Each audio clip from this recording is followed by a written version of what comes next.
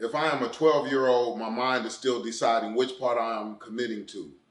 And my environment, my household, the media, and my community influences me. When looking at my household, I may see that it's all out of whack because my mother is trying to do everything on her own and my father is incarcerated. She is stressed because of her circumstances, causing her to make more bad decisions with bad men.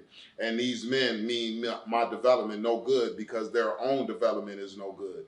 When I look at the media, I may see that the criminal lifestyle gets glamorized through movies and music.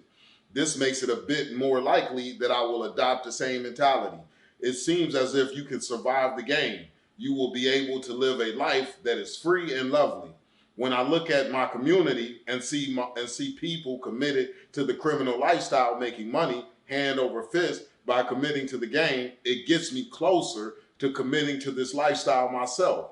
When I see people who are rapped about, admired, and glorified for their commitment to the game, and who finally get released from prison after serving a 5 to 10 year prison sentence, but still promote the same criminal behavior, this solidifies my commitment to the same game, causing so much turmoil in society and my community.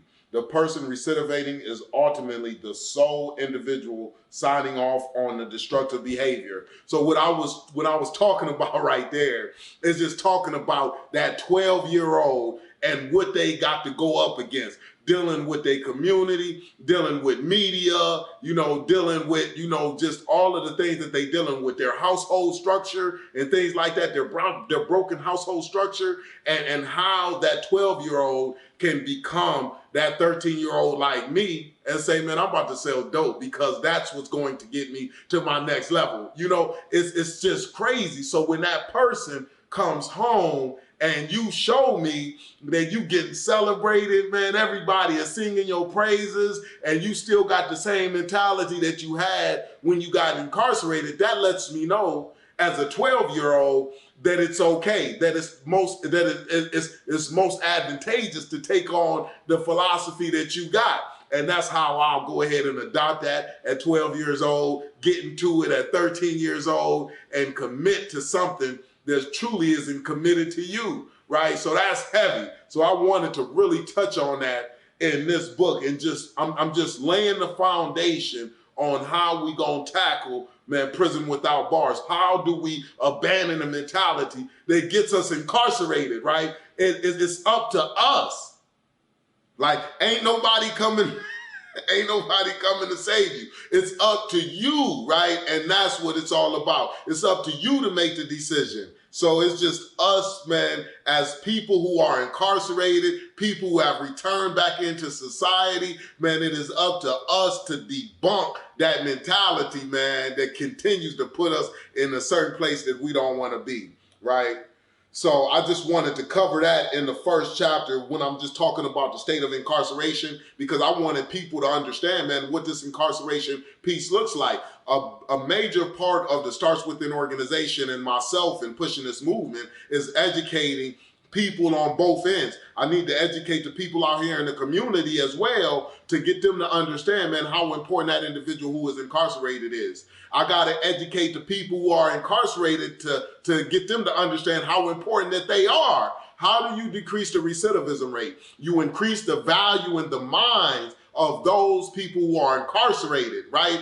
And then you increase the value in the minds of the society, the way that they view the incarcerated. If everybody started to look at the people who are incarcerated as being more valuable, then guess what? We will invest more into them, right? We will say, man, you know what? Man, the way that our community is going to be better is if that person who is incarcerated starts to adopt a different mentality so then they don't continue to infect the community that they're coming back to, right? So we want to take care of the kids. The way that we can take care of the kids is taking care of the fathers who are going to be the fathers to the kids, right? If the father has the right type of mindset, now the father can in turn give the children the right type of mindset. But how can the father give the child something that they don't have, right? What made it so important for me was that I was able to give my son I was able to give him, as soon as I came home, I was able to give him a right type of mindset so he can too become successful. And then my other two children, I'm giving them the mind that I got, but it's a mind that will not get them incarcerated,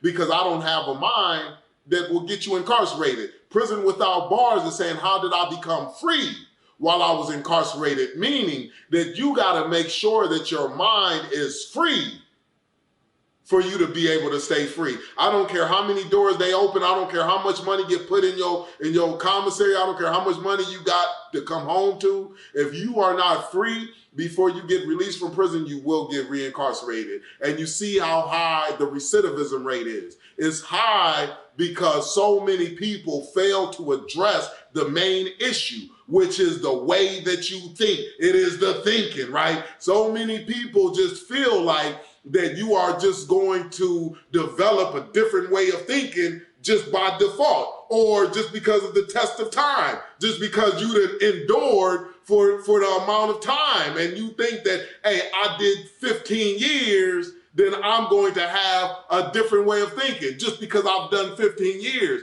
No, you're going to still have the same way of thinking unless you do something intentionally to get rid of that way of thinking. That means that you got to put it away. If you don't put that way of thinking away, then guess what? It's going to stay in your life. That's how people continue to get reincarcerated, because they have not made the decision to say, man, I'm about to put this way of thinking away. I'm about to put this philosophy that I got away because it's not serving me the best way that it should. So I'm gonna put it away.